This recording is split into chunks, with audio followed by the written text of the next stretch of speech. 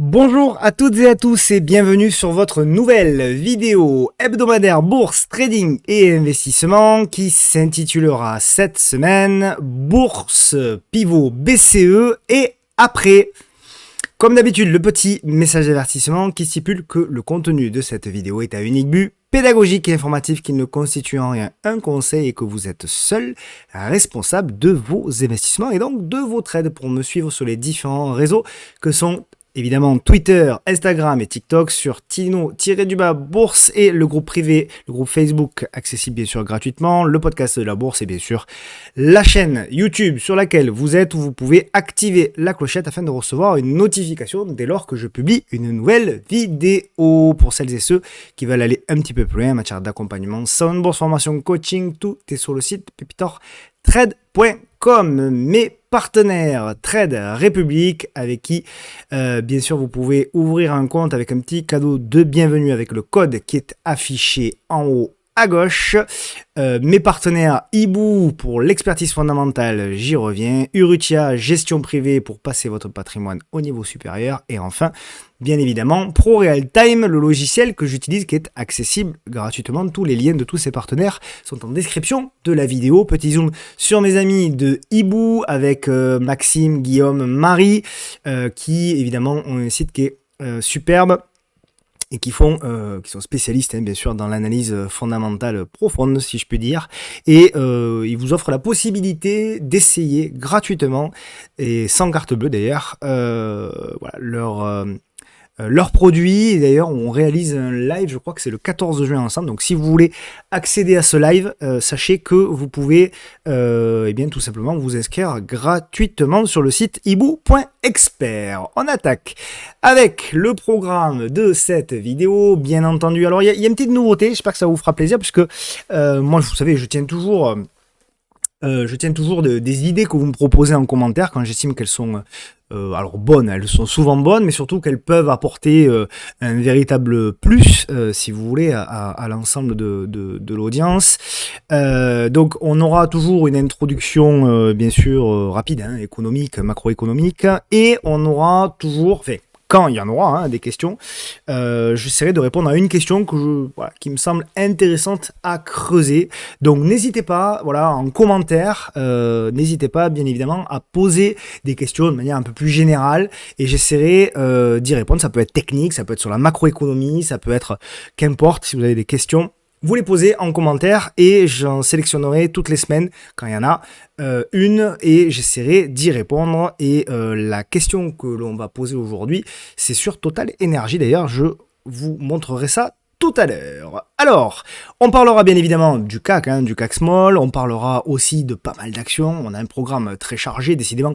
C'est sûr que c'est pas en ajoutant des choses chaque semaine que je vais arriver à faire de plus en plus court, mais bon, tant pis, on se régale. Renault, Sanofi, Air Liquide, Nikon, Interparfums, ST Microelectronics, Zalando, ça c'est une action bien évidemment allemande, Carrefour, Manitou pour les petites valeurs, Pierre Vacances, Bonduel, Memscap, et Ramé, qu'on suit toujours, on fait toujours le petit suivi, XFAB, Just Eat Takeaway, et bien sûr la deuxième partie avec Airbus, Sartorius, Société Générale, Worldline, Thales, Ipsen, Bouygues, Eutelsat. Je fais le suivi Eutelsat parce qu'on est sorti, je vous avais promis de vous avertir quand on sortirait, Dotnode pour petit secteur de petite valeur sur le secteur de jeux vidéo, et enfin on partira aux États-Unis. Il y a 5 valeurs cette semaine sur les États-Unis parce que je trouvais qu'il y avait des valeurs intéressantes. StoneCo, Apple qui revient souvent, PayPal, Jinko Solar, Coinbase, avant bien évidemment de vous parler du titre à suivre, même si il y en a quand même un petit peu moins ces dernières semaines, vous l'avez évidemment bien vu comme d'habitude, vraiment et véritablement je tiens et d'ailleurs je vais activer ma caméra, ça sera mieux de vous le dire en face. Je tiens vraiment à vous remercier du fond du cœur pour les nombreux soutiens dont vous me faites part. Je vous remercie pour les nombreux commentaires, les likes, les partages que vous faites sur les différents réseaux. Certains l'ont vu cette semaine, j'ai été victime de certaines attaques sur les différents réseaux sociaux. J'ai vu qu'il y avait bon nombre d'entre vous qui avaient, voilà, qui avaient répondu, qui avaient pris ma défense. Donc vraiment, ça m'a fait, ça m'a beaucoup touché.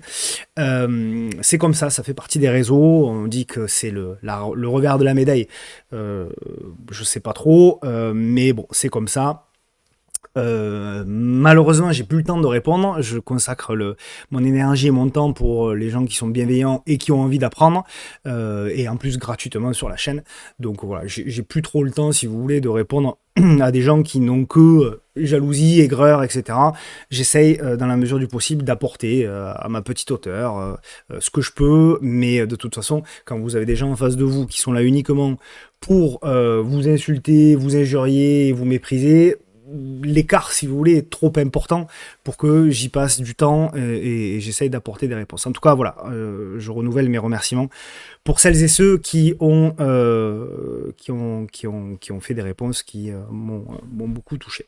Voilà, mais bon, ne perdez pas trop d'énergie non plus à répondre à ce genre de personnes. Alors, le résumé de la semaine. On attaque un petit peu, donc évidemment, on a une semaine intéressante. La nouvelle pour moi, hein, finalement, de cette semaine, c'est bien évidemment le pivot des banques centrales, enfin pas des banques centrales justement, de la Banque Centrale Européenne, puisque la Fed n'y est pas encore. Donc voilà, c'est toujours la même chose, je donne mon avis, et d'ailleurs, comme je le dis souvent, inutile de me faire dire, de me faire dire des bêtises que je n'ai pas dites. Je dis suffisamment de bêtises tout au long de la journée, il suffit de consulter mon Twitter, de reprendre tous les posts, il y a des bêtises, donc si vous voulez reprendre des erreurs et des bêtises que je dis, pas besoin d'en inventer. Il suffit de reprendre tout simplement le fil de mon Twitter. Mais pour le coup, pour une fois, on avait effectivement, ça fait pas mal de temps que je vous parle du pivot de la BCE avant la Fed. J'ai vu que un certain nombre de personnes, pas un certain nombre de personnes, une personne, Marc Toiti, que j'aime beaucoup d'ailleurs. Je suis pas aussi négatif que la plupart des gens, je trouve que c'est quelqu'un qui est très intéressant, etc. Mais c'est vrai que là, pour le coup, on n'est pas d'accord parce que j'ai vu un de ses tweets où il disait que c'était catastrophique, que Madame Lagarde avait pivoté, que ça décrédibilisait quelque part l'Europe, que derrière, alors que l'inflation repartait à la hausse, etc., c'était pas bien de faire ça. Moi, je suis absolument pas d'accord avec ça. Pour plusieurs raisons. L'inflation, pour le moment, sauf événements géopolitiques, etc., pour moi, en Europe, elle est quand même bien maîtrisée. Les perspectives, et elle est véritablement, elle continue de baisser. Les perspectives de cette inflation sont plutôt positives également. Mais en revanche, on a quand même une croissance, là ça c'est vrai, qui est catastrophique. Donc on a, si vous voulez, des taux aujourd'hui qui sont pour moi anormalement élevés par rapport à l'inflation que l'on subit, par rapport à la croissance que l'on n'a pas, ou quasiment pas, malgré ce que certains prétendent, c'est que voilà, aujourd'hui la croissance de l'Europe, et nous Français en tout particulièrement, si vous voulez, c'est pas terrible. Et donc, pour moi, Madame Lagarde prend une bonne décision. Et vous savez que je suis pas forcément grand fan de la politique menée par Madame Lagarde depuis des mois. Mais pour être un minimum crédible, il faut aussi être objectif. Là, pour le coup, et il faut l'être, il faut saluer la décision, je pense, de Madame Lagarde. J'irais même presque plus loin en disant que 25 points de base, avec autant de prudence dans son discours qui a suivi, c'est presque timoré. Et j'aurais presque aimé finalement qu'elle nous dise c'est une première, et puis derrière on va enchaîner, on va accélérer parce qu'aujourd'hui on a des taux trop élevés par rapport à la croissance européenne, etc. Et que derrière il faut aller beaucoup plus vite. J'aurais presque aimé finalement qu'elle ait ce discours-là. Bon, c'est déjà pas mal. Encore une fois, saluons la décision de la BCE. Je pense que la Fed va suivre rapidement, mais c'est vrai que eux, par contre, les Américains ont quand même encore une inflation résiduelle assez élevée, et il y a quand même un petit peu de rebond, même si eux aussi, je pense, vont arriver finalement petit à petit vers les objectifs, d'accord ? Voilà un petit peu pour l'analyse. On s'aperçoit pendant ce temps-là que Eh bien, le chômage, et d'ailleurs, on en a parlé dans la vidéo qui sera diffusée dimanche, sur l'émission économique avec Valentin Offrand et Thomas Andrieux. Pour moi, l'indicateur qu'il va falloir absolument regarder ces prochaines semaines, ces prochains mois, c'est le chômage. Voilà, c'est le chômage, car pour moi, c'est un indicateur qui est assez fiable pour prédire les récessions. Donc on a, si vous voulez, les éléments qui commencent à se mettre en place. On a effectivement le pivot d'abord de la Banque centrale, ce qui est historique, d'abord de la Banque centrale, avant la Fed. La Fed devrait suivre, et généralement, voilà, ça se fait dans cet ordre-là. Derrière, on a un rebond qui commence à arriver du chômage, et si le rebond du chômage dessine finalement une tendance haussière, c'est là où derrière on a effectivement des risques pour le marché. Bref, tout ça, vous le savez, je vous l'ai déjà expliqué, mais c'est toujours la même chose. C'est pas parce qu'on dit qu'effectivement, s'il se passe tel et tel événement, le marché risque de corriger, qu'on prédit forcément un crash demain matin. On est loin de ça, et pour des raisons évidentes que je vous ai expliquées semaine après semaine, je pense qu'en termes de timing, la baisse du marché n'est pas pour tout de suite. Pour, encore une fois, des raisons évidentes, je pense que la baisse des taux, le marché va les saluer dans un premier temps. Je pense que les élections américaines, notamment, vont faire en sorte que les marchés risquent de se tenir encore haut. Je pense qu'ils vont avoir du mal à progresser. Vous connaissez le scénario général. Moi, je pense qu'on est dans... d'ailleurs, on le voit bien, techniquement. Je pense qu'on est dans des ranges un peu partout. On peut faire des nouveaux plus hauts, bien entendu, mais je pense que quand même le potentiel à la hausse est assez limité, notamment pour de l'investissement long terme. Je pense que, voilà, une fois que les élections, etc., se sont passées, peut-être, je dis bien peut-être, que effectivement, à la fin de l'année, voire au début de l'année 2025, on risque d'avoir éventuellement quelques petites corrections qui seront légitimes, saines, sans pour autant parler forcément de crash monumental. Voilà. Mais on risque, voilà, d'avoir une correction de 20% sur les marchés. Avec les hausses qu'on a eues ces dernières années, c'est rien ou pas grand chose en tout cas, d'accord, donc voilà, donc tout ceci évidemment dans l'environnement de flux qui sont méga concentrés. Et on a vu donc effectivement Nvidia, notamment Nvidia qui a dépassé les 3000 milliards de capitalisation, donc qui rejoint le club des 3, Microsoft et Apple. Donc Microsoft, Nvidia et Apple sont les 3 capitalisations qui dépassent 3000 milliards de dollars. Donc effectivement, tout ceci est pour moi un aspect supplémentaire sur le fait que on va arriver probablement un petit peu sur des tops, alors des tops intermédiaires, bien entendu, voilà, encore une fois, des tops ça peut être large, ça peut être des tops avec des écarts de 20%, des ranges de 20%, etc. Et sur bon nombre, y compris Nvidia, n'en déplaise à certains, je pense que voilà, on est dans une zone qui commence à être un peu, pas forcément une zone en tout cas intéressante pour investir sur le long terme pour Nvidia. Je peux me tromper évidemment, et la bulle spéculative peut se poursuivre, mais moi je trouve que quand même on commence à arriver, que ce soit techniquement ou en termes de valorisation quand même, on commence à arriver sur des niveaux assez importants. Bref, ça ne veut pas dire qu'Nvidia n'est pas une belle entreprise, il suffit de regarder les chiffres, et il suffit de lire le nombre incalculable de gens qui font des tweets dessus pour s'en rendre compte.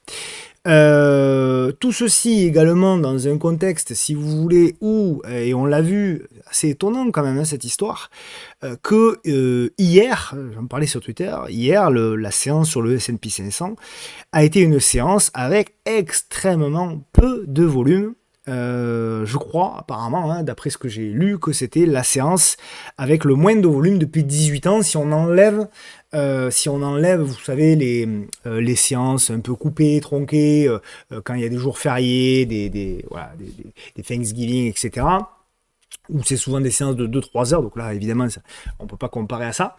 Mais globalement, tout ça fait que quand même, voilà, je dis pas que ça doit nous alerter, mais un peu quand même, ça doit nous mettre la puce à l'oreille. Bref, évidemment, ce qu'on sait aussi, ça je vous l'ai dit, c'est que la période souvent, voilà, de mi-juin jusqu'à début juillet, est souvent une très bonne période, y compris, et je dirais même surtout en année électorale.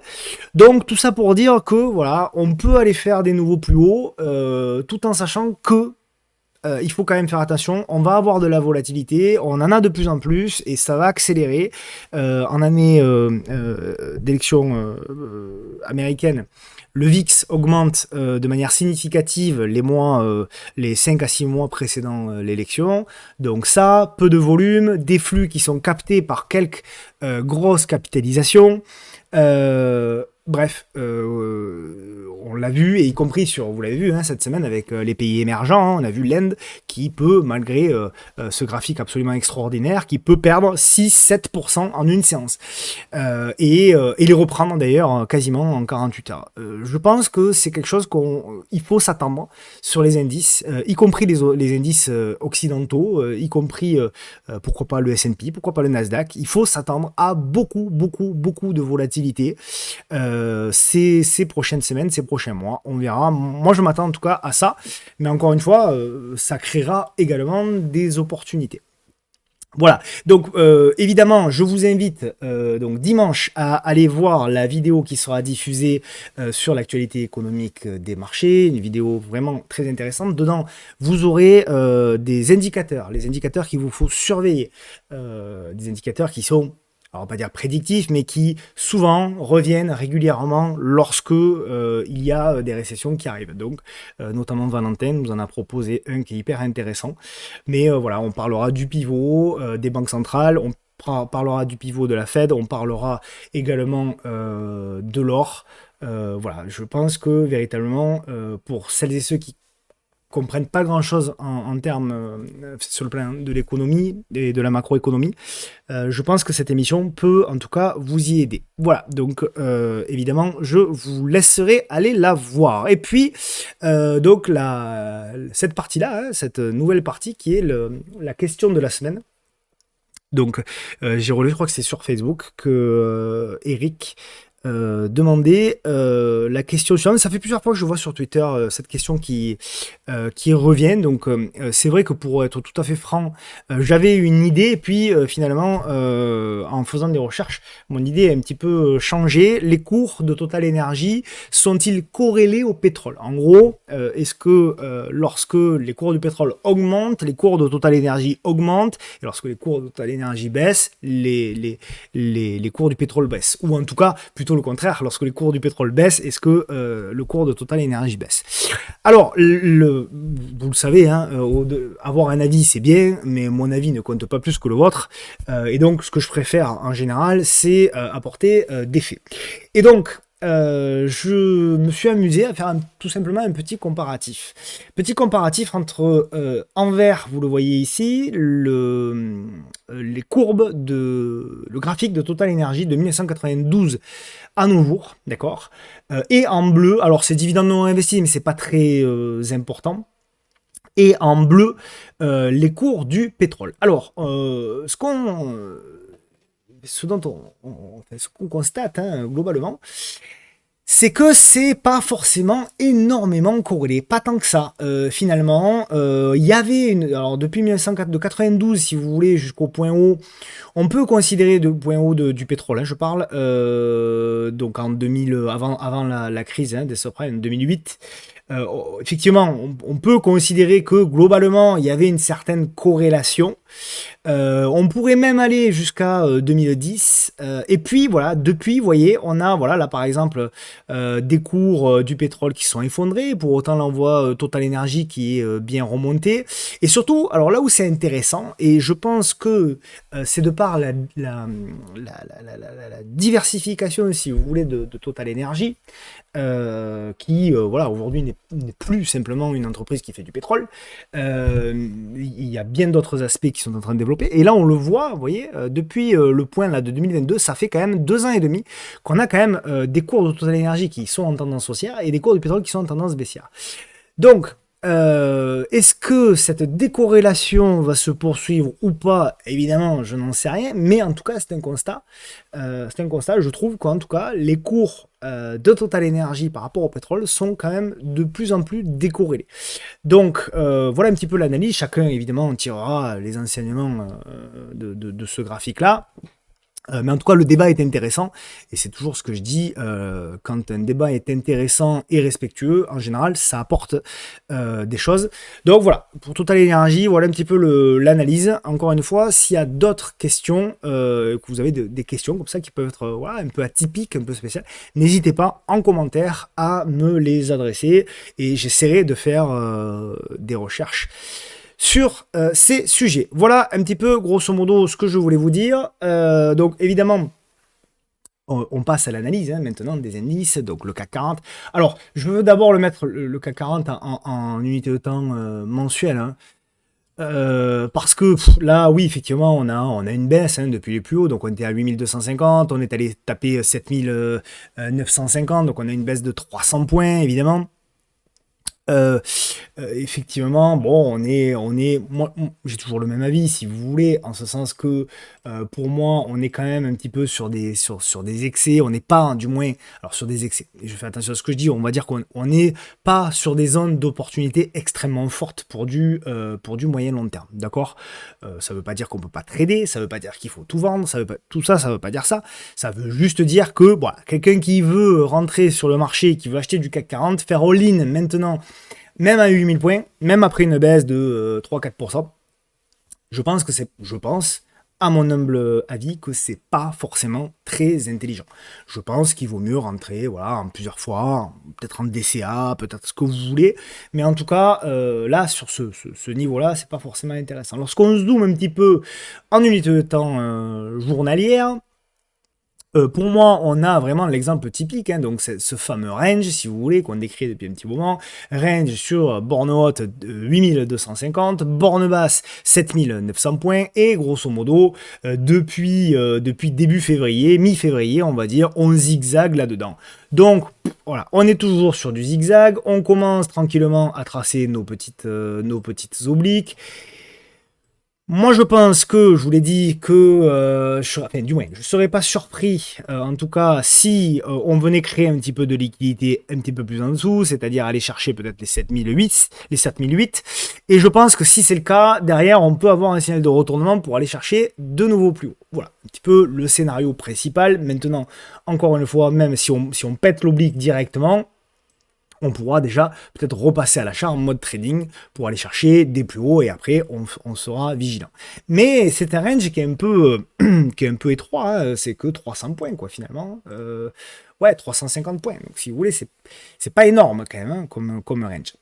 Voilà, au niveau des indicateurs techniques, pas grand chose. C'était encourageant sur les deux séances précédentes, puisque on est venu, vous voyez, taper en résistance la moyenne mobile à 10 jours. On est arrivé hier, parvenu hier à s'extraire. Bon, on est entre midi et 2, il est 12h40 au moment où j'enregistre cette vidéo. Donc les cours de clôture, bien évidemment, et souvent le vendredi après-midi, les Américains ont tendance à bien remonter.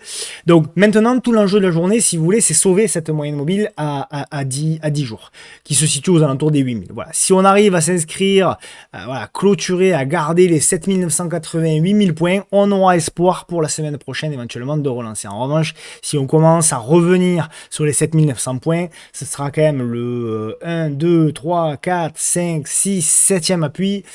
Attention, au bout d'un moment, à force de sauter sur la planche, elle pourrait bien céder. Donc voilà. Maintenant, même si elle cède, pour moi, ce sera quand même une opportunité, car derrière, on est quand même dans une configuration moyen-long terme qui est toujours haussière, et je vois pas de baisse pour le moment majeure, sauf, encore une fois, événement macroéconomique, géopolitique majeur. Pour les small caps, nos petites small caps, qui nous ont évidemment fait régaler, et on le voit aujourd'hui, elles surperforment toujours.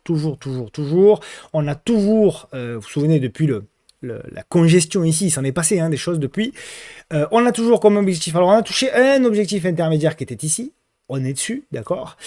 Et moi, l'objectif, alors peut-être pas final, mais quand même l'objectif majeur, ce serait de revenir aux alentours des 13002, 13003, 13004, on verra. Donc ça, c'est plutôt positif. Le petit, si vous voulez, ce qui me gêne un peu, mais bon, voilà, c'est que j'ai l'impression qu'on est en train, petit à petit, de dessiner potentiellement une fin de structure, potentiellement, ouais. Donc il faudra voir cette structure. Pour le moment, elle n'est pas encore définie, mais on pourrait bien avoir ici un biseau ascendant. Alors un biseau ascendant, ça peut casser par le haut hein, aussi, d'accord. Donc on pourrait même venir ici, faire un petit excès haussier avant de retomber, recongestionner et avant de repartir, d'accord. Mais voilà, pour moi quand même, je n'ai pas regardé les volumes, mais voilà, on n'a pas des volumes de dingue.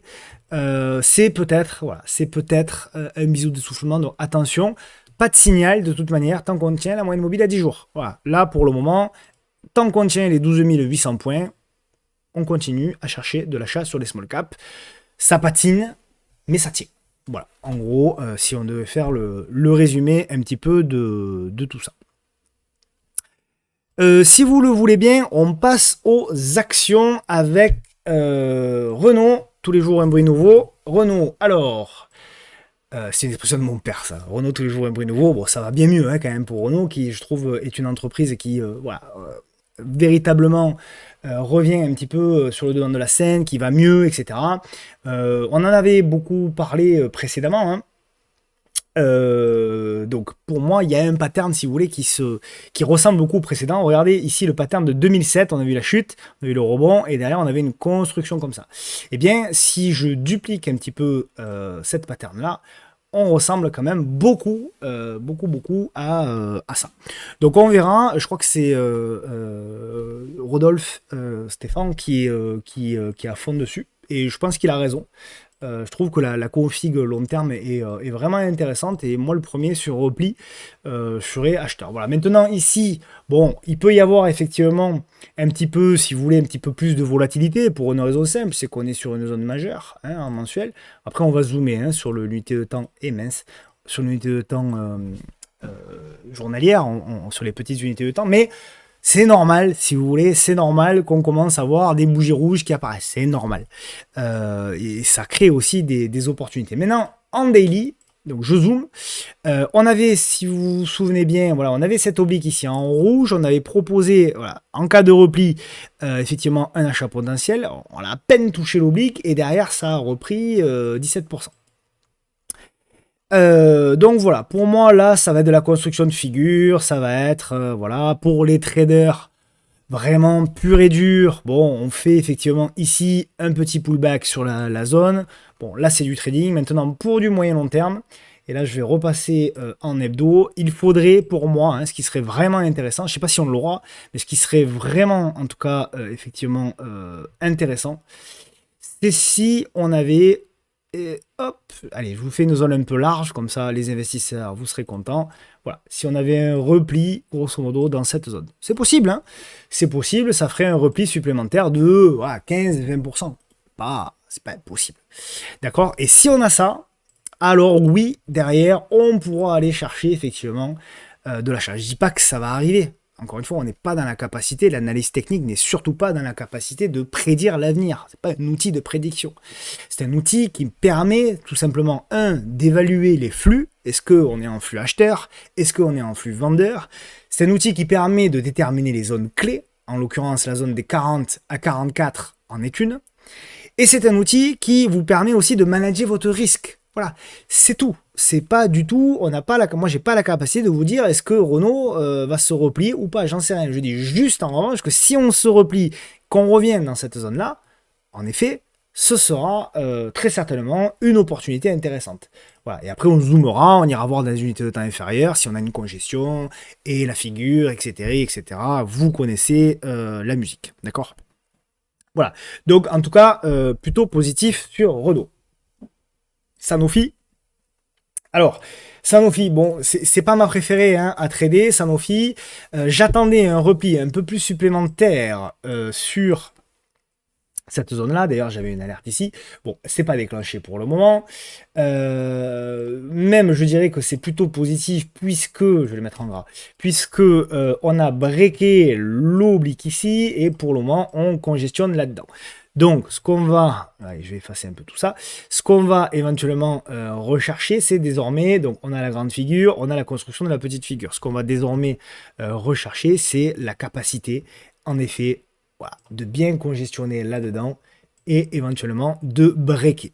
Idéalement, je pense que le signal, hein, entre guillemets, moyen terme sera en cas de rupture et de passage au-dessus des 92,20. Si on arrive à passer tout ça, la moyenne mobile à 200 jours, etc., on pourra relancer. Les objectifs, objectif numéro 1 sera de retrouver le gap qui n'a pas été fermé ici. Il y en a un autre tout petit qui n'a pas été totalement fermé qui est ici. Voilà, ce sera pour moi les objectifs à viser. D'accord ? Idéalement, quand même, hein, je reste sur la possibilité, j'exclus pas en tout cas la possibilité d'avoir à nouveau un petit repli. Et là, ça serait vraiment intéressant de revenir faire ça avant de repartir. Mais ça aussi, on ne peut pas le deviner et donc on verra bien. Ok ? Donc voilà, Sanofi plutôt pour le coup en observation. Air Liquide, donc qui est une action également fabuleuse, hein, bien sûr. Hein, voilà. Alors souvenez-vous, on en avait parlé, ça devait être fin avril, et on avait dit, voilà, pour du trading éventuellement, bon, ça a été plus vite. Hein. Souvent, je suis un peu long en termes de timing, mais là, on le voit, il y a eu de suite la hausse de 4-5% avant de bloquer. Le problème, si vous voulez, c'est que Air Liquide, ça peut être une entreprise, bien entendu, fabuleuse. Pour moi, pour un investisseur, si vous voulez, si vous tracez voilà, un espèce de canal comme ça, pour moi, on n'est pas ici, là, on n'est pas sur une opportunité forte. Ça ne veut pas dire qu'il ne faut pas investir, ça veut dire que, voilà, il ne faut pas faire all-in, en tout cas, et ça peut, voilà, même si derrière, effectivement, on peut même avoir un excès, mais derrière, vous risquez de vous retrouver pendant plusieurs mois avec une baisse larvée et avec un portefeuille qui, potentiellement, ne fera pas forcément énormément de choses. On peut avoir un dernier push, hein, on peut avoir une dernière hausse, parce que là, quand même, ce qu'on voit, c'est quand même une figure de continuation. Ça ressemble à une congestion pour de la continuation. Mais à chaque nouveau plus haut sur Air Liquide, vous faites attention, vous prenez des bénéfices ou vous remontez les sorts. Alors, sauf si vous êtes long terme. Hein, si vous êtes long terme, évidemment, vous ne prenez pas de bénéfices ou vous allégez simplement. Mais voilà, à chaque nouveau plus haut, vous êtes quand même relativement vigilant. D'accord ? Pour investisseurs, voilà, éventuellement là pour revendre, mais c'est plus du trading. Pour investisseurs, pour moi, c'est pas des zones. Même si j'adore, c'est une entreprise que j'adore. Hein, Air Liquide, attention, hein, ne me faites pas dire là aussi, ne me faites pas dire ce que j'ai pas dit. Pour le coup, c'est une entreprise merveilleuse et je pense qu'elle a du potentiel. Mais je pense que sur cette zone de prix là, je pense que voilà, c'est pas forcément hyper intéressant. On va un petit peu chez les petites avec Nikon. Alors, j'ai reçu bien évidemment beaucoup de messages pour Nikon, puisque c'était le titre à suivre il y a 2 semaines. Et que donc, voilà, derrière, on l'a vu, hein, elle a pris, je sais pas, elle a pris un truc comme 25-30%. Donc évidemment, toute la semaine, et je vous en remercie, j'ai reçu beaucoup de messages, mais je veux nuancer et je veux apporter une précision importante. Parce que la hausse de Nikon s'est faite du moins après les résultats, d'accord ? Nous, on l'a surveillé dans la congestion, souvenez-vous, on avait dit, si on pète par le haut, etc., on ira chercher le titre. Et j'ai vu parmi les messages toujours extrêmement bienveillants et sympathiques que j'ai reçus, des gens qui m'ont dit, j'ai suivi ta vidéo, j'ai vu la configuration que tu nous as proposée, et je suis convaincu par ce que tu nous as dit, donc j'ai pris une position pour jouer les résultats. Attention, je le répète, à part en investissement, où là pour moi un investisseur il doit rester investi même pendant les résultats, pour du trading on ne joue pas les résultats. Pour moi c'est à chaque fois ce que je vous dis. Et là en l'occurrence pour moi, alors ça a réussi, tant mieux, je suis très heureux pour ceux qui sont investis, etc. Bien évidemment, mais pour moi, voilà, c'était pas du tout, en tout cas, la recommandation que j'avais faite. Pas du tout. On ne joue pas les résultats, surtout sur une entreprise comme ça, qui est quand même globalement sur une tendance baissière. Même si, alors après, investisseur, si vous croyez que Nikon, vous avez étudié les fondamentaux et vous pensez que Nikon, sur les 2, 5, 10 prochaines années, sera une action intéressante, etc., ce qui est possible d'ailleurs, là, vous jouez les résultats, bon, pourquoi pas. Mais encore une fois, soyez intelligents, soyez mesurés dans vos tailles de position.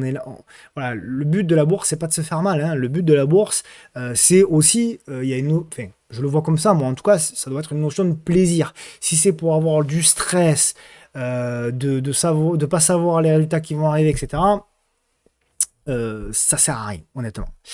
Voilà un petit peu ce que je voulais vous dire. Donc, en résumé maintenant, alors ce qui est intéressant, c'est que là, on a la congestion intermédiaire qui est en train de se former. Vous voyez, on a un double. Alors pour le moment, on verra la clôture, mais pour le moment, on a un double inside bar qui est en train de se former. Donc, on a la congestion qui se met en place, éventuellement 2-3 jours de plus de congestion, on doit avoir un affaiblissement des volumes, voilà, évidemment, affaiblissement des volumes, donc si on a 2-3 jours de plus de congestion, et bien là, pour le coup, on tentera à nouveau un push pour aller chercher donc le deuxième objectif que vous avez fixé, l'objectif des 1,78 79, voilà, aller plus haut par là, et après, bah, écoutez les amis, on verra ce qu'on peut éventuellement faire. Donc on va essayer de faire le suivi hein, petit à petit. Ça fait un moment qu'on la surveille celle-ci, mais voilà.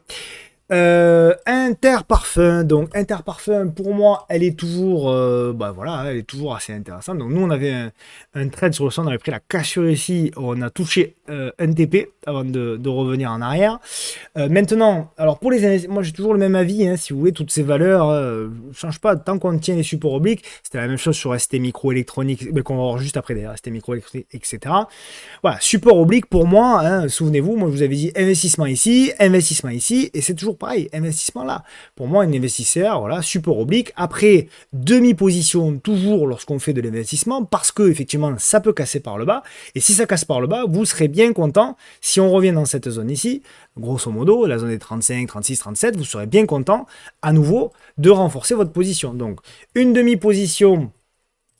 Si vous voulez, par là, hein, aux alentours, on va dire, des 48, une demi-position par là, aux alentours des 36, ça vous fait globalement un PRU voilà, à hauteur de 50%, donc ça vous fait un PRU globalement à hauteur des 42 euros. 42 euros sur Interparfum, qui est quand même une superbe valeur et qui a des plus hauts historiques à 68, je pense que c'est pas déconnant. Voilà.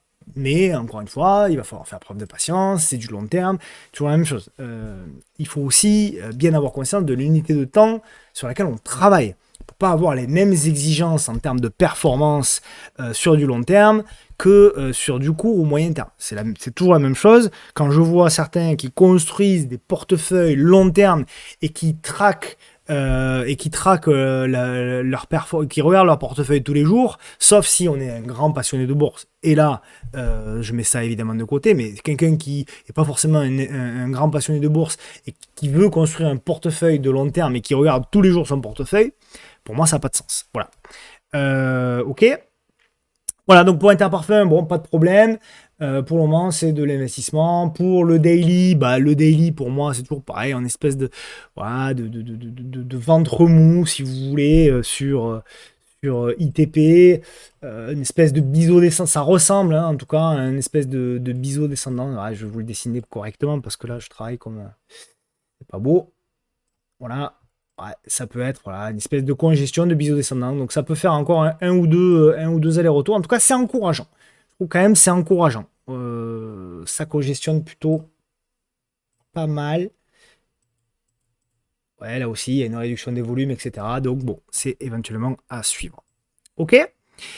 Et donc on passe à ST Micro. Alors voilà, ST Micro, c'est pareil. Sur 37, c'est toujours la même chose. C'est toujours la même chose. Lorsque on revient sur les zones, souvenez-vous, je vous la mets en hebdo. Voilà. Moi, vous connaissez, voilà, j'ai rien changé. Hein. Je vous avais dit, voilà, sur la zone ici des 37, on rentre. La même chose, on avait dit en novembre, souvenez-vous, novembre, on avait même pris un trade à proximité là, du support oblique. Et derrière, on avait joué ce premier mouvement. Toujours la même chose. Le support oblique, lorsqu'on arrive ici, il y a tout le monde qui dit ah ça y est, c'est fini, ST Micro, c'est la faible, c'est etc., etc. Et puis on voit d'un coup que ben voilà, si vous avez investi sur les 37 euros, ben vous avez pris déjà 10-11%. Ça vous permet de mettre éventuellement un stop à zéro, de prendre des bénéfices, qu'importe. Voilà, donc il faut, quand on est investisseur, si vous voulez, faut pas trop se poser de questions. Quand on est investisseur, pour moi, vous tracez vos zones, voilà, sans avoir des graphiques très compliqués, hein, des petits canaux, des gros supports horizontaux. Vous tracez une, deux, parfois trois zones. Là, on en avait dessiné deux, hein, le support et après le support oblique et le support horizontal. Donc, on avait dit 37 et je sais plus 28, 29, qu'importe. Et on avait dit voilà, demi-position ici, demi-position ici. Et puis voilà, pas trop réfléchir, votre alerte elle sonne, vous investissez à moitié de vos positions, vous fermez l'ordinateur et vous attendez la prochaine alerte. C'est ma vision du long terme. Voilà. Trading, c'est autre chose, mais en tout cas, le long terme, pour le moment, ben, ça paye, quoi. Voilà. Après, effectivement, la grosse difficulté, elle arrive hein, petit à petit, c'est évidemment de casser. Oh, j'ai du mal à tracer aujourd'hui, je sais pas pourquoi. C'est évidemment de passer cet oblique. C'est le signal, hein, ce sera le signal. Donc on peut faire aussi un petit aller-retour hein, par là, congestionner avant de repartir. Mais pour moi, en tout cas, tant qu'on s'installe, tant qu'on tient sur ST Microelectronics, tant qu'on tient ici la zone des 36 euros, 36, 35 euros, et la moyenne mobile à 200 hebdomadaires, c'est positif. D'accord. Regardez un petit peu la moyenne mobile à 200 semaines, ici, ici, ici, ici et ici. Support, support, support, support. D'accord. Tant qu'on tient ça, on continue de privilégier des achats. OK. J'accélère parce que là, clairement, je suis à la bourre. C'est l'histoire de ma vie. Zalando, donc action allemande, on en avait pas mal parlé, donc je vais la zoomer. Voilà. Souvenez-vous, on en avait parlé à la rupture de cette oblique baissière. On avait parlé de la congestion, gap à la hausse. Je crois qu'il y avait eu des résultats.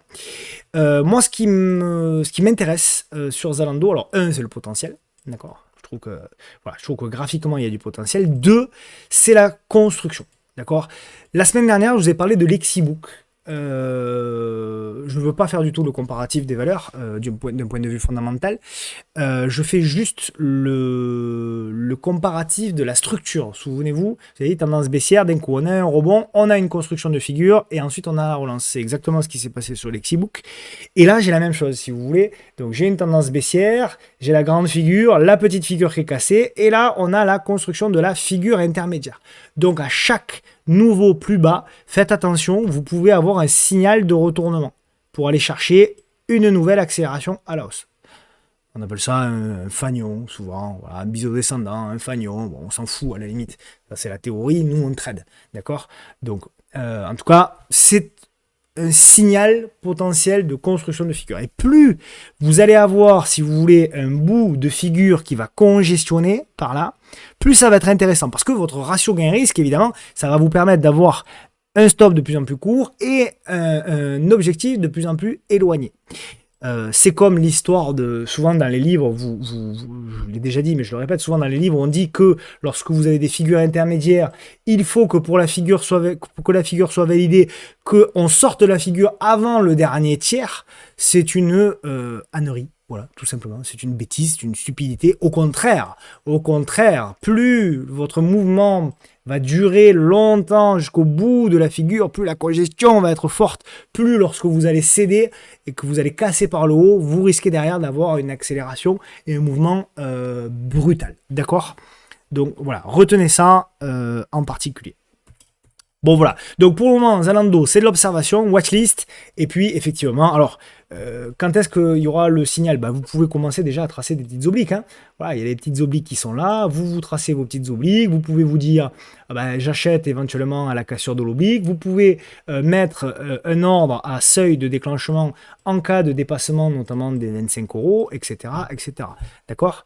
Idéalement, il faudrait un dernier plus bas. Voilà. Idéalement, il faudrait un dernier plus bas, mais je ne sais pas si on l'aura parce que je vois que ça congestionne bien. Un dernier plus bas et avant éventuellement de déclencher. Mais tant qu'on n'a pas le signal, par contre, on ne rentre pas. Il ne faut pas anticiper. C'est toute la difficulté, si vous voulez. C'est si vous anticipez, voilà, vous aurez peut-être un meilleur prix, mais les probabilités sont on a un truc propre. Hein, voilà, si on trace, on a vraiment une belle figure là sur Zalando. Voilà, on verra. On verra. Évidemment, l'actualité du titre. Je ne la suis pas malheureusement, mais c'est vrai que je sais qu'elle est suivie et je trouve que, voilà, encore une fois, il y a un potentiel qui est intéressant. Ça reste une tendance baissière de long terme, hein, bien évidemment, hein, on le voit. Ça reste une tendance long terme. Mais à un moment donné, les tendances long terme peuvent se retourner et Zalando peut faire partie des heureux élus qui peuvent se retourner.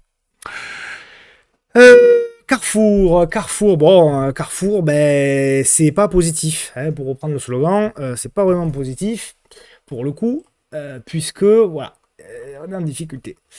On est en difficulté sur Carrefour, pour le moment, voilà, je vais la mettre en hebdo peut-être, ouais. Voilà, moi j'avais, voilà, typiquement, hein, on a ce phénomène, vous savez, de bout de figure. Voilà, on arrive là sur un bout de figure. Et là, on est en train de travailler. Alors, c'est pas perdu encore, attention, c'est pas perdu encore, puisque j'ai encore des soutiens qui sont assez importants. Voilà, toute cette zone, grosso modo, est une belle zone de soutien. Mais ça se dégrade. Il va falloir vraiment, vraiment réagir pour le titre, car c'est compliqué. Et là, vraiment, même si j'avais bon espoir, notamment sur la congestion ici, là, pour le moment, c'est vraiment pas top. Voilà. Donc, écart, on reste à l'écart sur Carrefour tant qu'au moins on reste pas au-dessus. On repasse pas, du moins, pardonnez-moi, on repasse pas au-dessus des 15,57 €.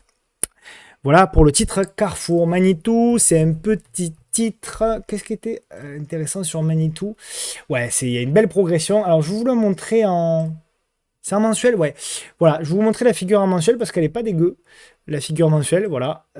Ça ressemble un peu à ça. Donc, trading, si vous voulez, bon, on n'est pas sur un horizon de temps très intéressant.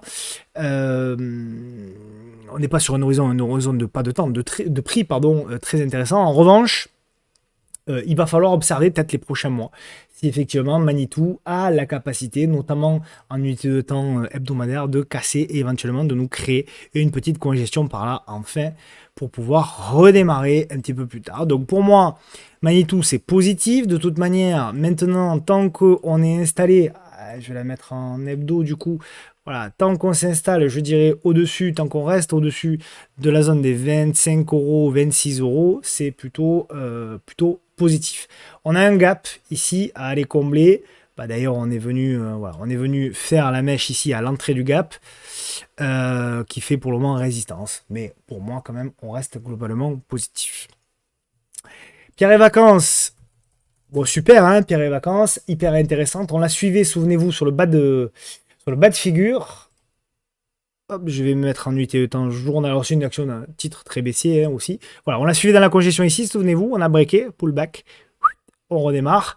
Là, ce qui est hyper positif pour moi, c'est qu'il y avait cette résistance oblique là. On break, on fait le pullback. Donc maintenant, on va observer.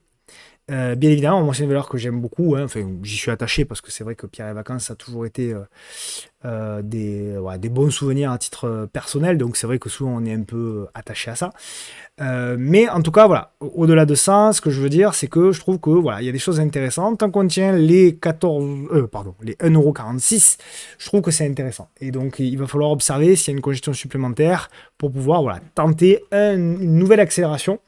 Qu'est-ce qu'on visera comme objectif futur? On a un bon niveau là, si vous voulez, d'objectif qui se situerait aux alentours des 1,85 €, 1,85 €, 1,86 €, et ensuite il y aura ce gap là monstrueux. Bon, voilà, là aussi, hein, on est sur un potentiel retournement. Là aussi, vous connaissez ce phénomène, hein, avec une moyenne mobile à 200 jours qui ne fait que baisser, baisser depuis, pouf. Allez, on va dire depuis 2020. Que ça fait quand même 4 ans. Et puis cette moyenne mobile à 200 jours, voilà, finalement, finit par s'aplatir. Ici, tac, tac, tac, tac, tac.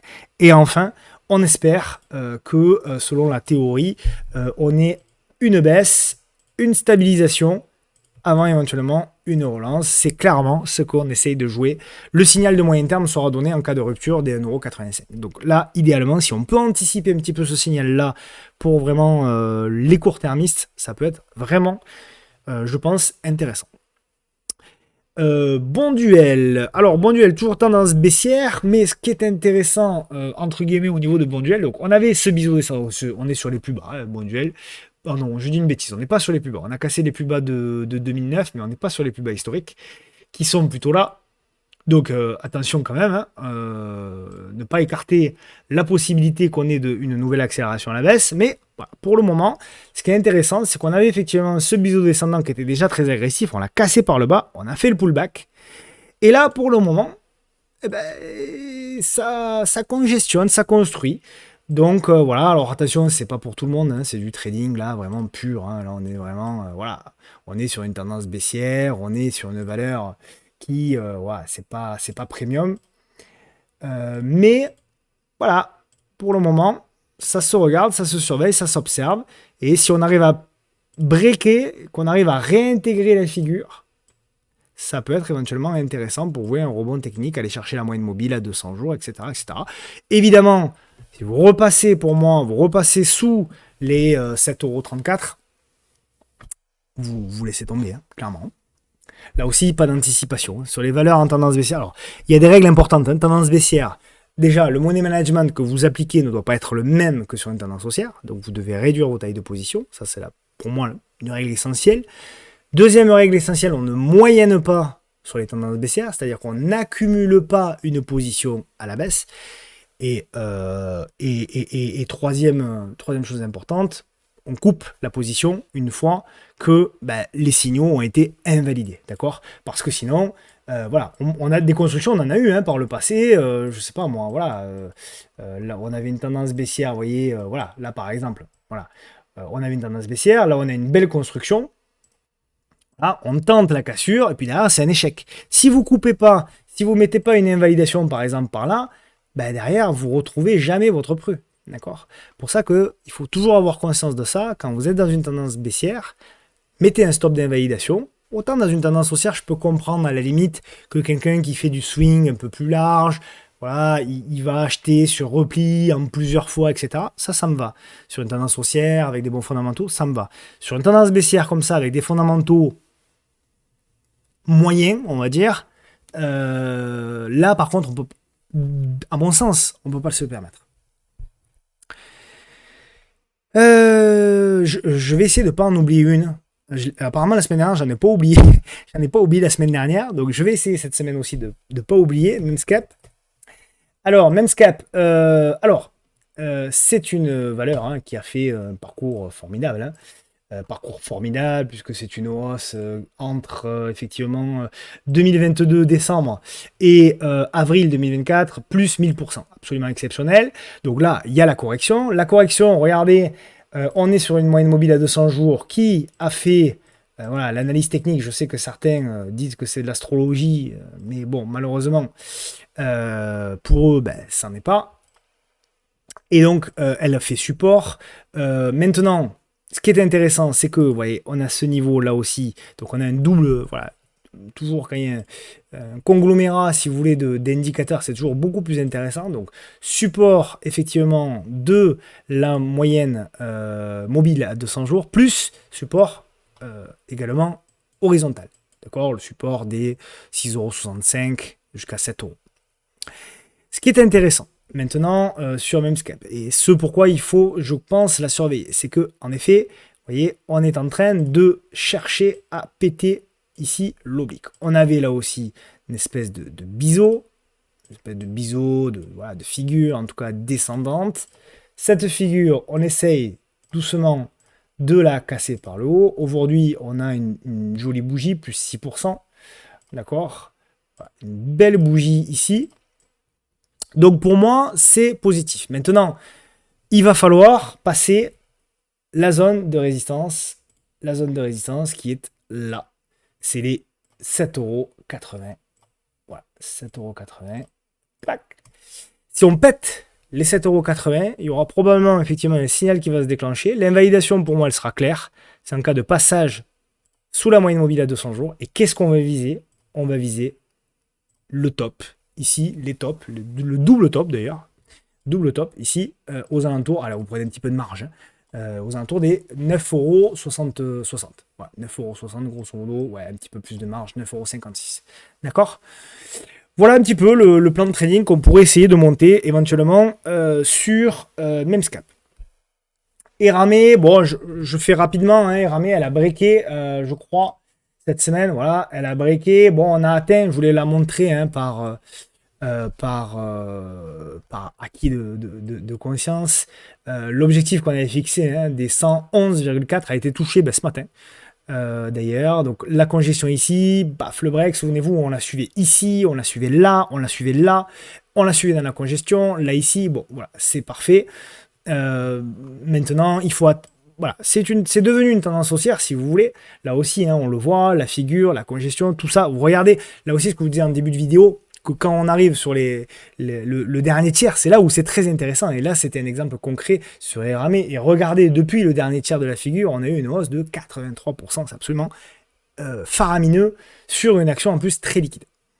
Maintenant, à partir de là, je tiens le même discours tant que, alors vous vous tracez tranquillement une petite oblique, voilà, qui vous permet de déterminer que vous êtes toujours en tendance haussière.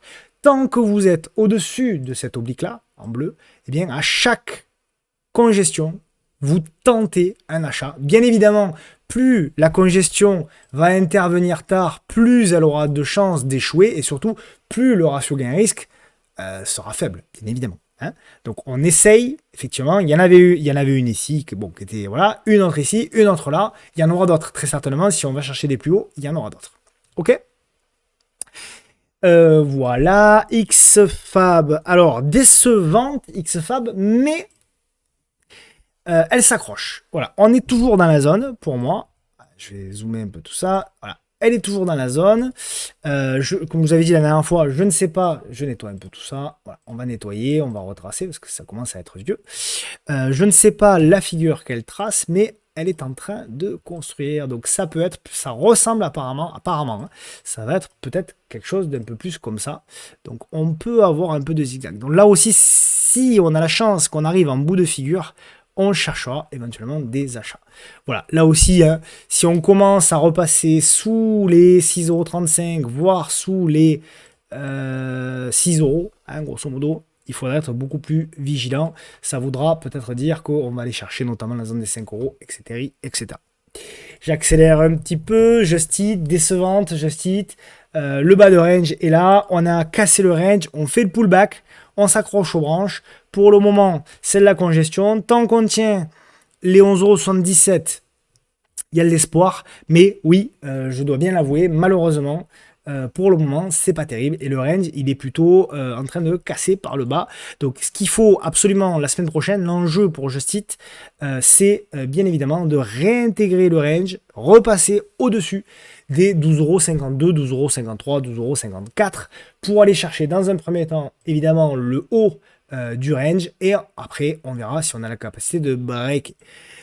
On repasse évidemment sous la zone des 11,62 €. Pour moi, il va falloir être vigilant. On ira certainement combler ce gap-là qui a été partiellement comblé. Et là, il faudra faire évidemment attention.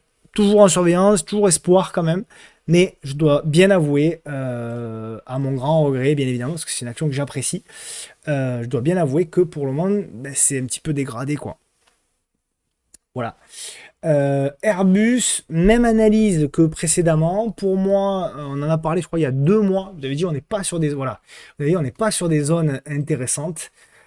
Et toujours la même analyse, cassure du top, toujours la même chose, hein, cassure du top historique, c'est là où il faut faire attention. Je pense que là aussi, vous avez proposé la zone des 137 €. Ça relancera très certainement, mais voilà, ça peut zigzaguer. Donc, il faut rester globalement en observation pour moi sur Airbus, des valeurs que j'adore, mais je pense qu'on construit une figure de moyen terme pour aller chercher après, derrière, quelque chose de plus intéressant. À l'écart pour le moment sur le secteur globalement aérien, mais en particulier sur Airbus, pour du moyen terme, hein, je parle. Hein. Donc voilà, pour le moment, on a baissé de 13%. Je pense qu'on peut aller jusqu'à 20% sans problème. DIM, Sartorius. Alors, c'est toujours intéressant parce que c'est là que plus personne n'en veut. J'ai publié cette semaine, en début de semaine, en disant que pour moi, on revenait enfin sur la zone que j'attendais. On la voit mieux en hebdomadaire. Voilà. Et donc là, c'est là où évidemment tout le monde me dit mais non, mais c'est trop cher, etc. Les mêmes personnes qui me disent que c'est trop cher sont les mêmes qui, sur les 500 € disaient que ça l'était pas, que c'était une valeur de croissance, etc., etc. Bref, maintenant qu'elle est à 177, tout le monde dit que c'est trop cher. Donc, bon, en tout cas, c'est pour ça que moi, j'ai pas forcément d'avis. Je pense que oui, c'est une valeur qui est chère, mais je trouve que, voilà, on arrive sur des niveaux techniques intéressants, et c'est là où, en fait, j'ai besoin, si vous voulez, quelque part, j'ai besoin que la valeur me démontre que la baisse est, en tout cas provisoirement pardonnez-moi, stoppée. Et donc, j'ai besoin, effectivement, d'un certain nombre de signaux. Déjà, effectivement, on aura le premier signal technique en cas de passage ici au-dessus de l'oblique.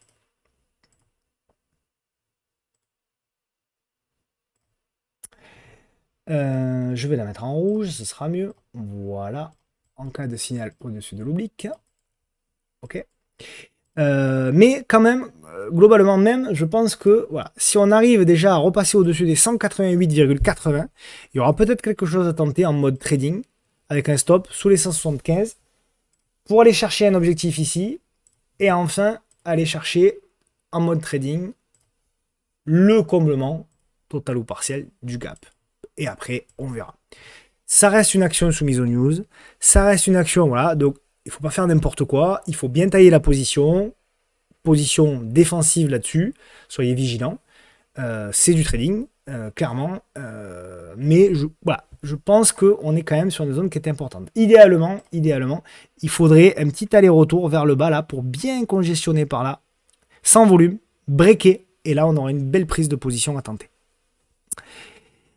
Société Générale. Alors, Société Générale, pour moi, c'est le range dans le range. Je m'explique. En unité de temps mensuel, pour moi, c'est assez simple. Pour moi, c'est Société Générale, vous voyez, voilà. Pour moi, long terme, c'est ça. Ça ressemble à ça. D'accord. Alors, les graphiques sont dividendes non réinvestis, hein, d'accord. Et là, pour moi, en plus, on est sur un range, voilà, ici, là aussi. Voilà, c'est pour ça que je dis que c'est un range dans le range. Je vais zoomer. Ok. Donc, pour moi, le signal de moyen terme Société Générale, il sera uniquement si on s'installe au-dessus des 28 euros. Si on arrive à passer les 28 euros, on ira chercher, donc il y a deux possibilités pour acheter, signal d'achat au-dessus des 28 euros, pour aller chercher dans un premier temps la zone ici des 37, puis si ça passe, la zone des 48. Si ça passe pas, plutôt un achat sur repli, c'est-à-dire zone d'investissement, donc là je m'adresse aux investisseurs, zone d'investissement dans la zone des 18 à 20 euros, à renforcer dans la zone des, voilà, on va dire des 11 à 15 euros. Okay, si vous achetez un petit peu aux alentours des 20 euros, un petit peu aux alentours des 13 euros, ça vous fait un prix aux alentours des 16-17. 16-17 euros sur de Société Générale. Je trouve que voilà, pour quelqu'un qui est intéressé par les bancaires, qui aime bien les dividendes, etc., je trouve quand même que c'est un prix quand même très raisonnable. Voilà un petit peu pour Société Générale. Worldline. Worldline qui résiste toujours très bien. On fait le suivi. Hein, et je vous avais dit la semaine dernière, voilà, on va surveiller le break. Donc évidemment les marchés ont du mal, donc elle a du mal un petit peu aussi, mais voilà, je trouve que là on a breaké, on arrive à passer quand même au-dessus des 12 euros. Donc vraiment, comme je vous ai dit la semaine dernière ou celle d'avant, je sais plus, tant qu'on est au-dessus de ce support oblique ici en vert, pour moi il faut continuer à privilégier des achats. L'objectif numéro 1, c'est de revenir dans cette zone ici, zone de résistance oblique baissière, voilà, qui est marquée ici. Voilà, qui est marqué ici, donc tout le long, plus moyenne mobile, toujours la même, à 200 jours, d'accord, qui viendra certainement, point de passage, par là, d'accord. Donc toute cette zone sera une zone d'objectif.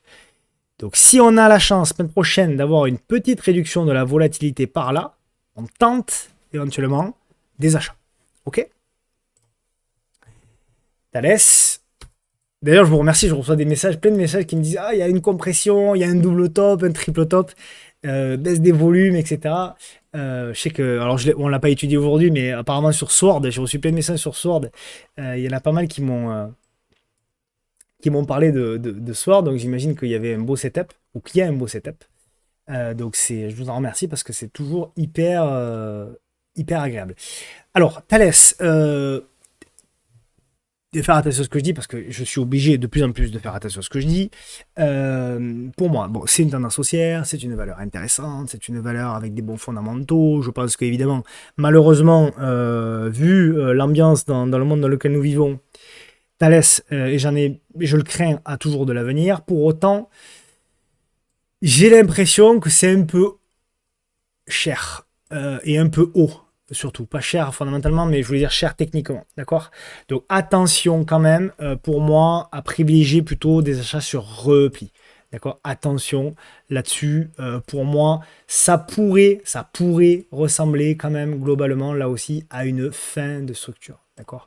Donc on peut faire des nouveaux plus hauts, mais ça ressemble quand même à une fin de structure. Derrière, à chaque nouveau plus haut, vous pouvez avoir à un moment donné un retournement. D'accord? Vous pouvez avoir l'exponentiel, mais derrière, faites attention. OK? Donc, pour moi, trading, tant qu'on tient la zone qui a été breakée, c'est-à-dire tant qu'on tient effectivement les derniers plus hauts des 169, c'est achat sur repli. Ça, c'est mode trading. Investissement, chaque nouveau plus haut, vous faites attention. OK? Voilà pour Thales. Ça n'enlève à rien. Encore une fois, c'est comme Air Liquide, voilà, il y a plein d'actions comme ça. Comme Airbus, il y a quelques mois, je vous disais faites attention. Derrière, vous perdez 15%. Donc, c'est toujours la même chose. Là, vous pouvez avoir un repli. Ce sera de l'achat après pour plus tard. Hein. Ce sont les opportunités moyen terme, moyen long terme naissent grâce à des replis importants. Donc, voilà. Maintenant, ça ne veut pas dire que c'est une mauvaise action. Ça ne veut pas dire que, voilà, il faut toujours essayer de faire un petit peu la part des choses. Ipsen, alors là aussi, la preuve que l'analyse technique, contrairement à ce que certains jeunes arrivés voilà, qui sont certes talentueux, mais qui malheureusement manquent encore d'expérience en bourse, l'analyse technique, ça fonctionne. Ça fonctionne et ça fonctionne même très bien. Encore faut-il, bien comprendre les enjeux, deux, bien comprendre aussi, comme je le disais en début de vidéo, que ce n'est pas un outil prédictif. Une fois qu'on a dit ça et qu'on détermine les zones clés, souvenez-vous, sur Ipsen, on avait parlé de la zone clé qui était ici. Et on a fait le point bas, hein, voilà, quand on voit des points comme ça aussi précis, c'est pas le fondamental, c'est l'analyse technique qui fait tout. D'accord? Donc là, en plus, on a breaké. En unité de temps journalière, on a fait le suivi. Oh, bon, je retrace les mêmes zones, mais voilà, on l'avait suivi ici. Vous avez dit donc appui ici, pullback derrière, première congestion, on break, nouvelle congestion. D'ailleurs, vous avez tracé, etc. Et derrière, hop, on break, premier objectif touché. Et là, pour moi, on est en train de faire. Voilà, ça devait être une analyse de fin avril. Vous avez dit derrière, on part là. Une fois qu'on aura touché le deuxième objectif, on construira la figure un petit peu plus moyen terme. C'est ce que je pense on est en train de construire. Alors, comment elle est, ce que c'est comme ça j'en sais rien, mais c'est clairement ce qu'on est en train de construire pour aller chercher. Alors, je dis, j'étais un petit peu ambitieux sur l'objectif, plutôt cet objectif-là. Une fois qu'on aura touché, si on les touche, les plus hauts ici, on fait attention, c'est là que vous risquez le retournement, d'accord? Puisque, effectivement, on peut avoir une espèce de canal. Donc, à chaque nouveau plus haut, là ici on avait un plus haut, à partir du moment où on a fait un plus haut ici, derrière vous avez eu le retournement. Ce sera la même chose. D'accord? Ce sera la même chose là ici, une fois qu'on aura cassé le top, ici vous ferez attention, si on y va, parce que vous risquez un retournement. Ce sera juste une prise de bénéfice, car sur du moyen long terme, depuis 2020, on est sur un trend haussier. Et derrière, on refera toujours pareil avec l'appui sur le bas de canal, et on travaillera pour aller vers le haut, etc., etc., etc. Tant que ça marche, en tout cas. Le jour où ça marche plus, le jour où on casse le canal par le bas, terminado, on passe à autre chose. C'est tout bête. Hein. Il n'y a rien, il n'y a pas besoin, comme je dis souvent, il n'y a pas besoin d'avoir un bac plus 5 en analyse technique pour comprendre ça.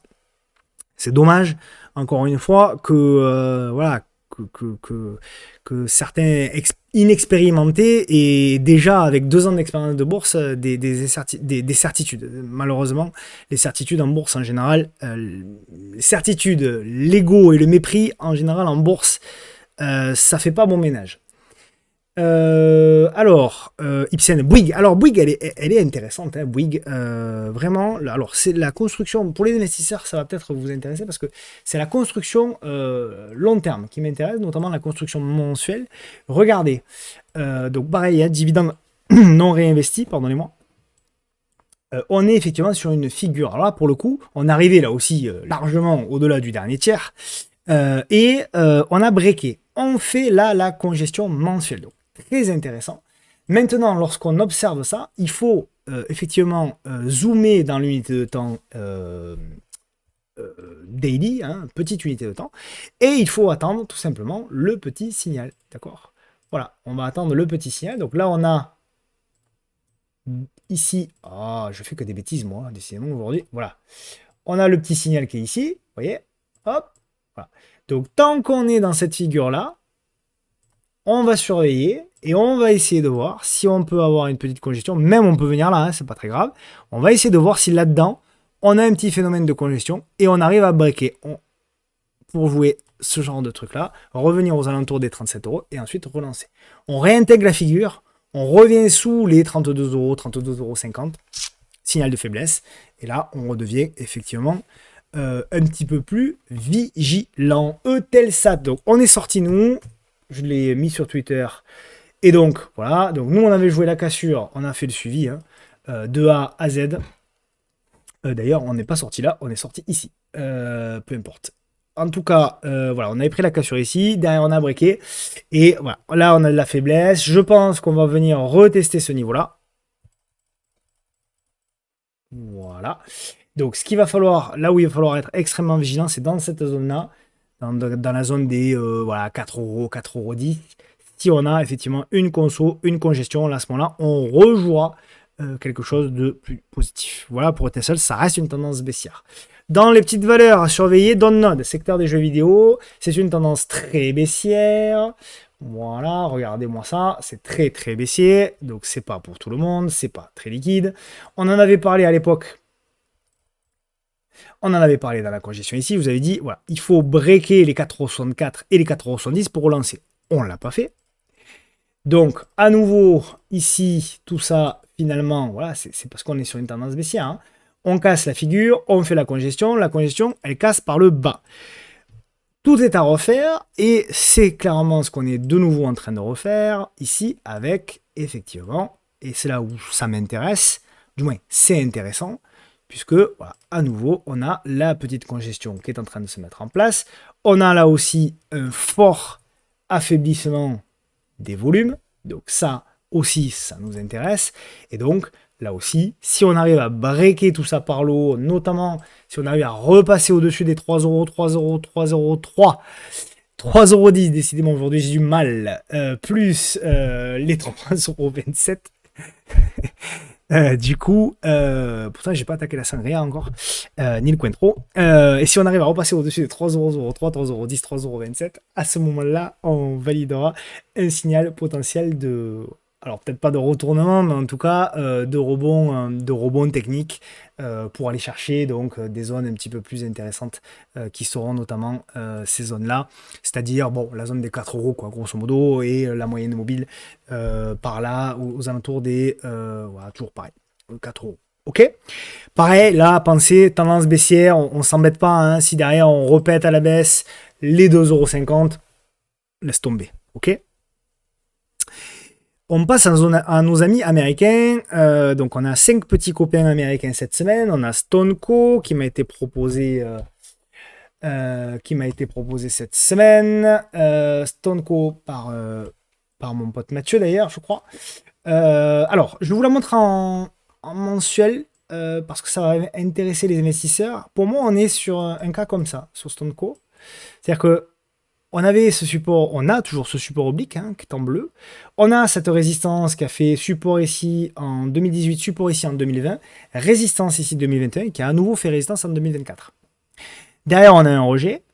Bon, tout n'est pas perdu encore. On a, voilà, on revient sur un niveau. Voilà, on revient sur un niveau. Alors moi, mon niveau fort, il est plutôt là, hein, plutôt là, ce niveau fort. Donc toute cette zone finalement peut être une zone qui peut être intéressante si vous croyez en la valeur et que vous êtes investisseur. Donc la zone des 12 $ jusqu'à 10 $, 10,50 $, toute cette zone-là pour pouvoir jouer quelque chose. Ça c'est investisseur, vous investissez bêtement, vous ne cherchez pas à comprendre. Trader, il faut un signal. Trader, il faut que voilà, on touche la zone clé, on fasse la congestion, on relance. Voilà. Hyper simple comme d'habitude. Apple fait partie des valeurs qui pour moi sont dans un range, là aussi, comme beaucoup de valeurs. Et voilà, d'ailleurs, hop, on le voit. Voilà. On est pour moi dans un range. Je pense qu'on peut casser le haut du range, sans problème, hein, tout est possible. Mais là aussi, le potentiel, si vous voulez, pour moi sur Apple, c'est éventuellement aller chercher les 210, 220 $. Donc en termes de ratio gain-risque, c'est pas énorme.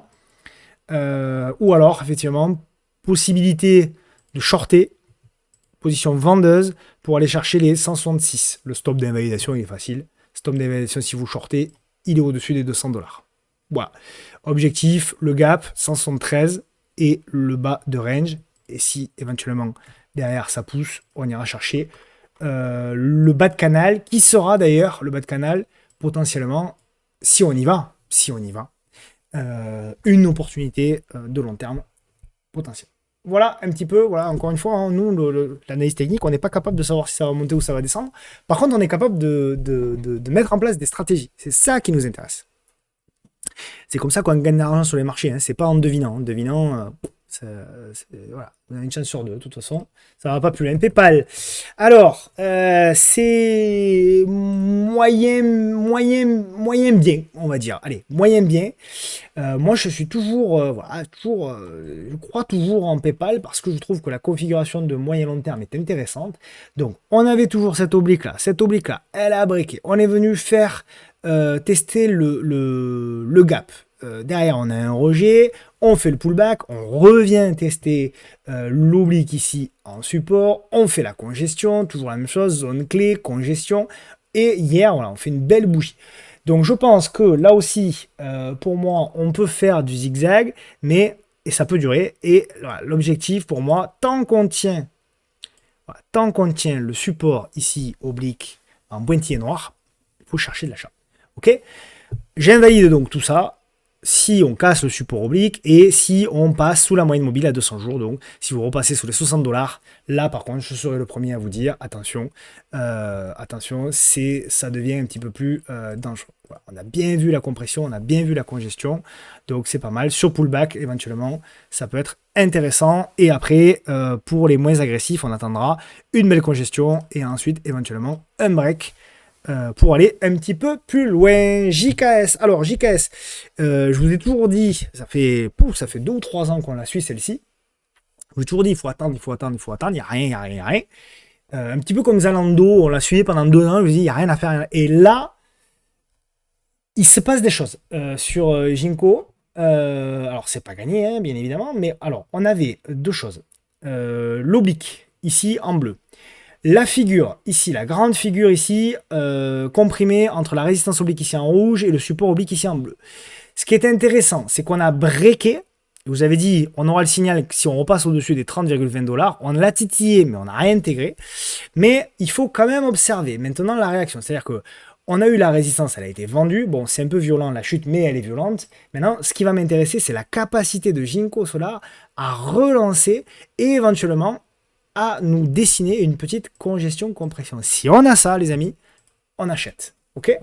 Si on n'a pas ça, si ça revient, combler le gap, etc., ça réintègre la figure, on met de côté. Mais en tout cas, il s'est passé quelque chose. On a eu quand même, manifestement, des acheteurs qui se sont présentés ces dernières semaines sur le titre. Donc, on ne peut pas, si vous voulez, on ne peut pas l'ignorer. Je considère que si ces acheteurs-là se représentent un petit peu plus tard, notamment cet été ou à la fin de l'été, ce sera peut-être une opportunité de moyen long terme. Ok? Et puis, aux États-Unis, Coinbase, avant de passer au titre à suivre pour les prochaines semaines, Coinbase, là, toujours, alors, souvenez-vous, hein, on l'avait tradé là, etc. Bon, très bien. Et je vous avais dit, ça devait être début mars, je vous avais dit, maintenant, ce qu'on va attendre, c'est la figure de intermédiaire, la grande figure intermédiaire. Et c'est très exactement ce qu'on a eu. Je vous avais dessiné ça. Voilà, le marché nous a dessiné pratiquement la même chose. Voilà.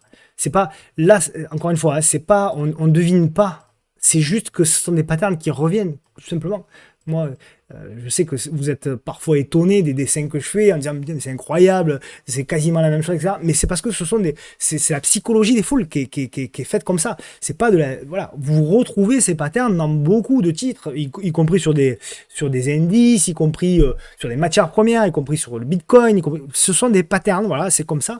Et c'est pas forcément, il y en a qui disent que ce sont les algos. C'est pas forcément vrai parce que vous étudiez les vieux graphiques, il y avait beaucoup moins d'algos, voire pas du tout. Et c'était déjà le cas. Donc moi je pense que c'est vraiment la psychologie de l'être humain hein, qui fait ça. Donc tout ça pour dire, Coinbase, moi positif, tant que, d'ailleurs on a fait un faux breakout là pour ceux qui l'ont vu, tant que on s'installe au-dessus des 233 $, moi je suis positif. L'objectif c'est d'abord d'aller chercher ici les 280 $ et ensuite d'aller chercher les 339 et ensuite ma foi, on verra pour aller chercher le top qui est là, on le voit peut-être mal à l'écran, mais le top des 426 $. Et je termine 1h20 incroyable de vidéo. C'était quoi le titre? Ah oui, sécher environnement. Voilà, donc sécher environnement, toujours la même chose. Je vous la mets en hebdo peut-être. Bah non, je vous la mets en daily. Voilà. Oblique. Voilà, on le voit bien, oblique. Donc zone clé touchée. Support, support, support, support, support, support, support, support et support.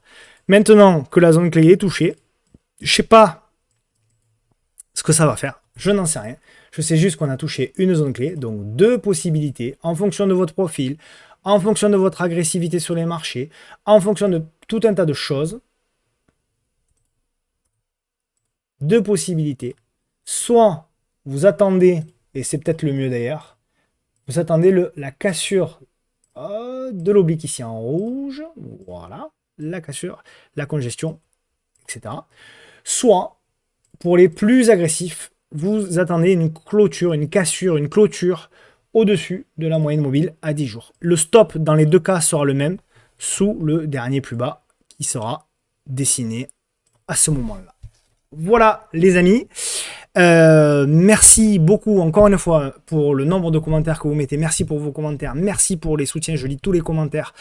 Donc n'hésitez pas à me transmettre vos avis, vos valeurs, les questions que vous voulez que j'aborde pour la prochaine vidéo. Merci pour vos partages réguliers. Merci pour les prises et la défense que certains me font au travers des réseaux. Vous inquiétez pas en tout cas pour moi. Tout va très bien. On se retrouve évidemment la semaine prochaine et surtout dimanche, hein, donc dimanche 9 juin à 9h, il y a la vidéo économique que je vous invite fortement à aller voir avec Valentin Offrand et Thomas Andrieux. Vous aurez évidemment, si vous avez activé la clochette, vous aurez la notification. Je vous embrasse et je vous souhaite de passer un très bon week-end. Surtout, profitez de vous, profitez de vos proches et prenez soin d'eux. À bientôt.